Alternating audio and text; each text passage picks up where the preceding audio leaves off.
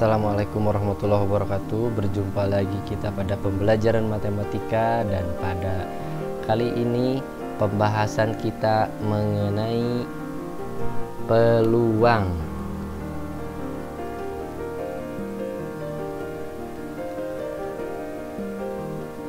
Dan pembahasan peluang kali ini kita fokuskan pada kejadian yang melibatkan uang logam atau kita kenal juga dengan nama koin ya.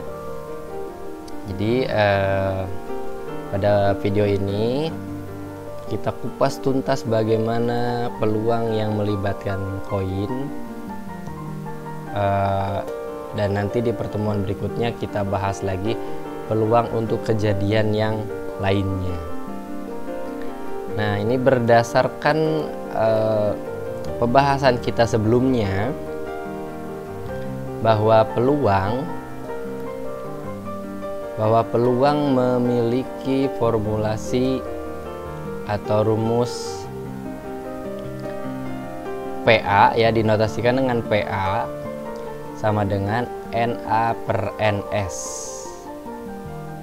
Nah, di mana PA ini kita baca dengan peluang kejadian A. PA ini kita baca sebagai peluang kejadian A. Kemudian NA menunjukkan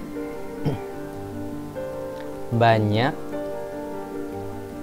kejadian A, dan NS merupakan banyaknya anggota dari ruang sampel. Nah, untuk ruang sampel sendiri, sebelum video ini bisa diperhatikan lagi bahwa ruang sampel ini adalah himpunan ya, yang anggotanya merupakan semua kemungkinan dari kejadian yang sedang dibicarakan. Nah, kalau dalam himpunan, ruang sampel ini sama dengan himpunan semesta. Nah, urutan penyelesaian dari permasalahan peluang ini, itu yang pertama kali kita selesaikan adalah menentukan ruang sampel terlebih dahulu. Setelah ruang sampelnya dapat, barulah kita tentukan banyaknya kejadian.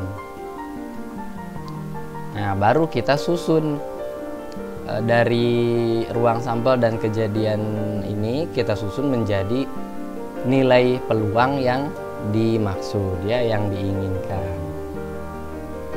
Nah, peluang ini nilainya itu berada di antara 0 dan 1. Ya, tidak pernah 0 dan tidak pernah 1, karena kalau 0 artinya tidak mungkin, sementara kalau 1 artinya pasti. Baiklah, kita fokuskan ya, pembahasan kita kali ini adalah peluang kejadian yang melibatkan koin. Nah, seperti kita ketahui bersama bahwa yang namanya koin atau uang logam, yang namanya koin ini itu kalau kita lempar, kemungkinannya hanya ada 2. Kalau tidak muncul sisi angka, nah, kemungkinan lainnya adalah muncul sisi gambar. Nah, inilah yang menjadi dasar bagaimana kita menentukan ruang sampel dari permasalahan peluang yang melibatkan uang koin.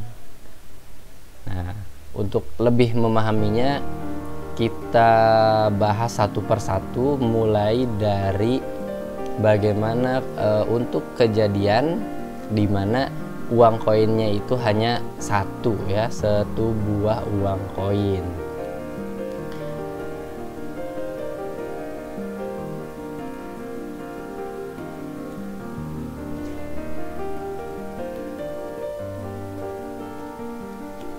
Baiklah, tadi sudah kita bahas bahwa uang koin kalau kita lempar undi itu kemungkinannya hanya ada dua. Kalau tidak angka ya gambar, dan itu menunjukkan ruang sampel kejadian dari satu koin. Jadi kita tuliskan seperti ini ya, angka, gambar. Sehingga kalau ada soal, ada permasalahan yang melibatkan sebuah uang koin atau satu uang koin ya, satu koin, maka sudah dipastikan ini bahwa NS-nya banyak ruang sampelnya adalah dua. Nah, sehingga kalau ada soal di sini misalkan pada pengundian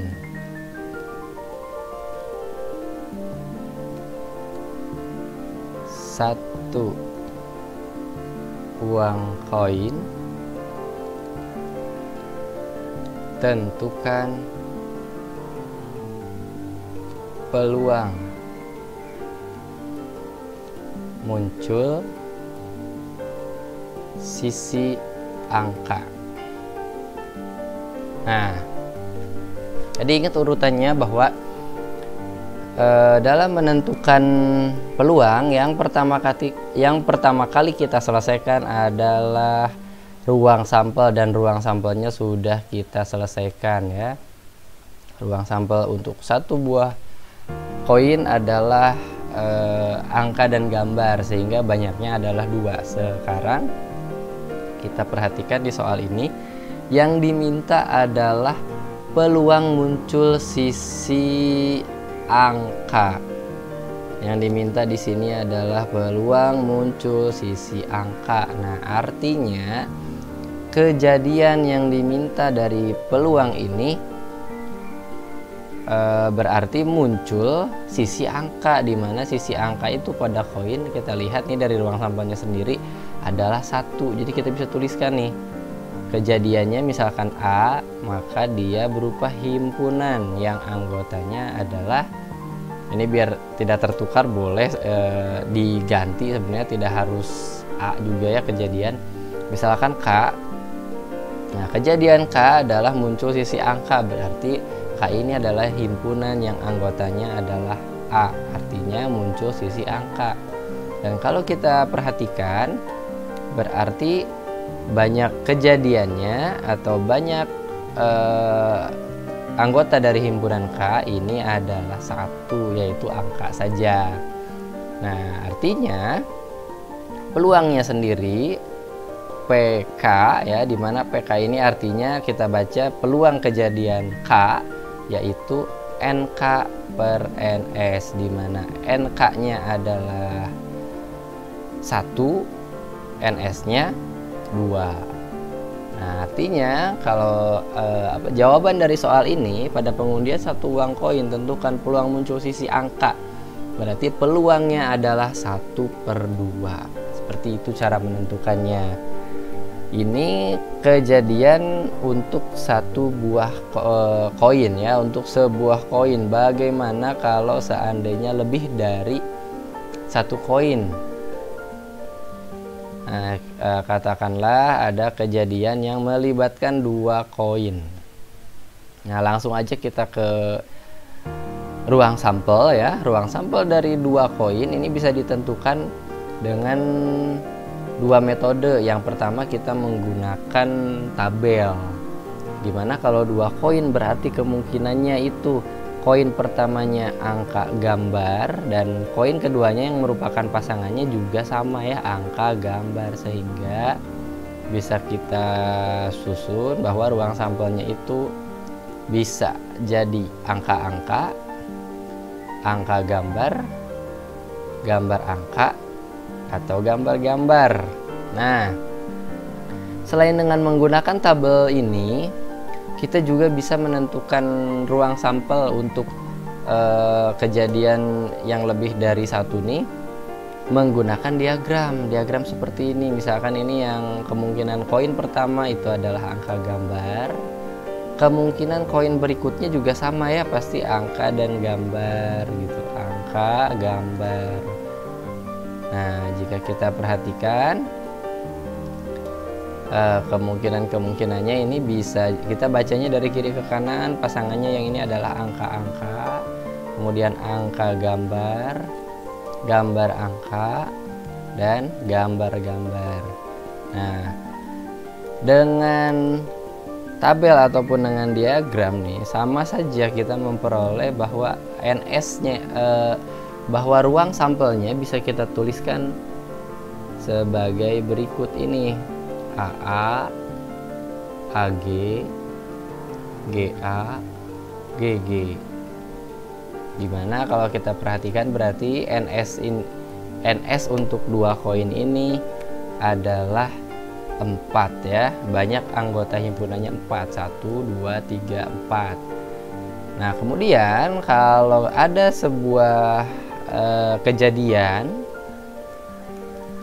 misalkan tentukan peluang muncul dua sisi berbeda dari pengundian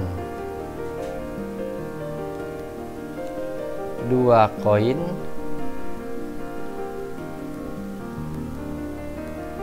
adalah, nah ini ya, tentukan peluang muncul dua sisi berbeda dari pengundian dua koin. Nah, sekarang kita perhatikan dua sisi berbeda itu kejadiannya ya, dua sisi berbeda. Nah, kita perhatikan dari mana saja kita lihat dari ruang sampel yang ada. Dua sisi berbeda itu berarti kemungkinannya itu katakanlah ini kejadiannya juga K ya. Dua sisi berbeda itu berarti kemungkinannya hanyalah ada angka gambar atau gambar angka. Nah, itu kejadian dua sisi berbeda. Dan bisa kita tuliskan bahwa banyak kejadiannya sama dengan 2 karena anggota dari himpunan K adalah 2. Nah, peluangnya sendiri langsung bisa kita tuliskan. Peluang kejadian K sama dengan NK per NS, di mana NK-nya adalah 2 dan NS-nya adalah 4. Seperti itu. Nah, artinya bisa kita simpulkan bahwa peluang muncul dua sisi berbeda dari pengundian dua koin adalah 2/4, atau boleh juga kita tuliskan sebagai 1/2 ya. Kita sederhanakan lagi menjadi 1/2. Nah, ini kasus untuk 2 koin. Sekarang bagaimana kalau 3 koin? Nah, untuk 3 koin ini tidak bisa kita selesaikan dengan tabel ya, karena tabel itu hanya memuat 2 dimensi. Sementara untuk yang 3 koin ini kita gunakan diagram. Nah, kejadiannya sama kayak cara untuk menentukannya mirip dengan yang 2 koin tadi. Kita tuliskan untuk koin pertama kemungkinannya adalah angka gambar. Untuk koin kedua juga begitu ya, angka gambar. Dan untuk yang koin ketiga pun sama nih, angka gambar. Nah, dari sini kita bisa menentukan kemungkinannya. Nah, dari sini diperoleh AAA ya, angka-angka, kemudian angka-angka gambar, kemudian angka gambar angka, angka gambar-gambar, gambar angka-angka, gambar angka gambar, dan gambar-gambar angka, dan yang terakhir adalah gambar-gambar gambar. Nah, kita hitung ini ada berapa kemungkinannya, ada 1, 2, 3, 4, 5, 6, 7, 8. Nah, ini kalau disusun menjadi himpunan berarti banyaknya itu, banyak ruang sampel ini ada 8. Dan 8 ini juga bisa kita peroleh dari 2 pangkat 3, di mana 2-nya sendiri adalah kemungkinan 1 koin ya. Tadi kalau tidak angka ya gambar, ada 2 kemungkinan. 3 ini dari 3 koin. Itu dia ya.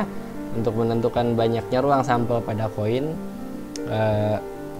pastinya itu 2 pangkat N, di mana N-nya banyaknya koin.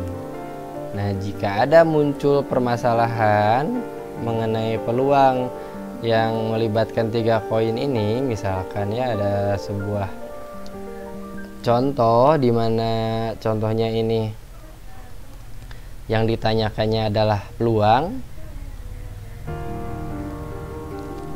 Tentukan peluang muncul 2 angka pada pengundian 3 koin. Nah, kita perhatikan dari ruang sampel yang ada yang angkanya 2, itu kita tandai ya. Ini angkanya 3, berarti bukan. Ini AAG angkanya 2, oke, ini masuk. AGA angkanya 2, ini juga termasuk. AGG angkanya cuma 1, GAA angkanya 2, ini termasuk. GAG angkanya cuma 1, GGA angkanya cuma 1, GGG tidak ada angka. Nah, dari sini kita bisa lihat bahwa ternyata dari semua kejadian pengundian 3 koin yang muncul 2 angka, ada 3 buah ya, ada 3 kejadian. Jadi kalau kita tuliskan ini kejadiannya itu AG, AGA, dan GAA. Artinya banyak kejadiannya sendiri adalah sama dengan 3, karena anggota himpunan dari K-nya 3. Berarti peluang kejadian dari muncul 2 angka pada pengundian 3 koin itu rumusnya masih tetap NK per NS, di mana NK-nya adalah banyak kejadian K, sementara NS-nya adalah banyak ruang sampel. Banyak kejadian K-nya sama dengan 3, sementara banyak ruang sampelnya 8. Nah, bisa kita simpulkan bahwa peluangnya adalah 3/8. Nah, seperti itu ya cara menentukan peluang dari yang melibatkan 3 buah koin. Dan yang paling penting dari penyelesaian terkait peluang yang melibatkan koin ini, itu ingat ya, itu secara umum bahwa untuk menyelesaikan peluang yang terpenting adalah kita bisa menentukan ruang sampelnya. Setelah ruang sampel kita peroleh, kita perhatikan anggota dari ruang sampel yang disebut dengan titik sampel, sebelumnya pernah kita bahas. Yang mana titik sampel yang merupakan yang termasuk pada kejadian, itulah yang dinamakan dengan banyaknya kejadian. Lalu kita susun berdasarkan rumus peluangnya. Nah, sekian pembahasan kali ini mengenai peluang yang melibatkan koin ya. Semoga dapat membantu kamu dalam memahami materi ini. Terima kasih, sampai jumpa lagi. Assalamualaikum warahmatullahi wabarakatuh.